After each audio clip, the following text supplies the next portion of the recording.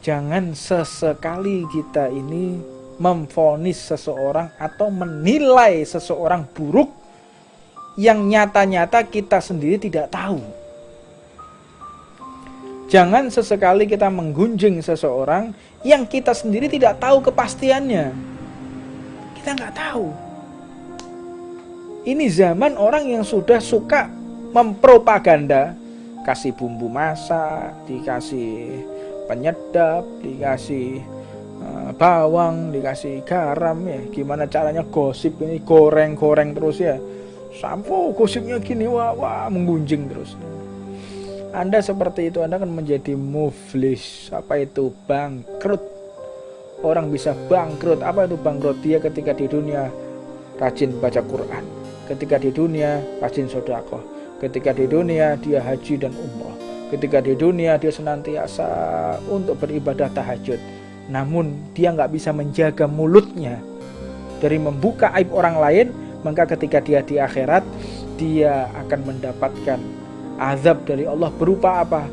Berupa orang yang bangkrut. Bagaimana bisa terjadi ketika nanti ahkamul hakimin, Allah yang maha adil, yang akan menyidang.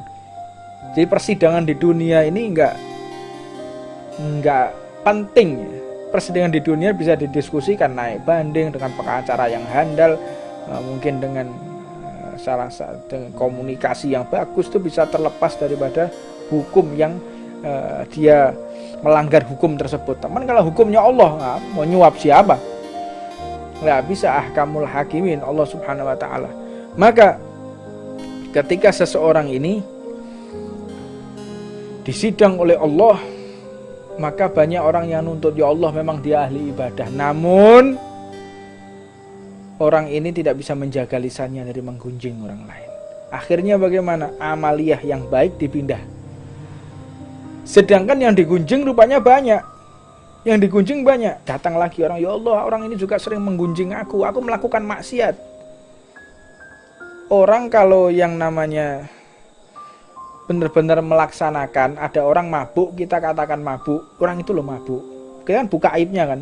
Orang itu loh mabuk, kita buka aibnya. Itu namanya ghibah. Ghibah, buka aibnya orang lain. Kalau seseorang tidak melaksanakan, dituduh melaksanakan, namanya buhtan. Fitnah, kalau bahasanya kita fitnah, sedangkan fitnah itu adalah ujian. Fitnah itu aslinya adalah ujian. Kalau memang dikerjakan namanya ghibah. Nah, akhirnya banyak orang yang nuntut sampai akhirnya amaliyahnya habis. Amaliyahnya habis, banyak orang yang nuntut lagi. Bagaimana? Dosanya dipindah oleh Allah, transfer.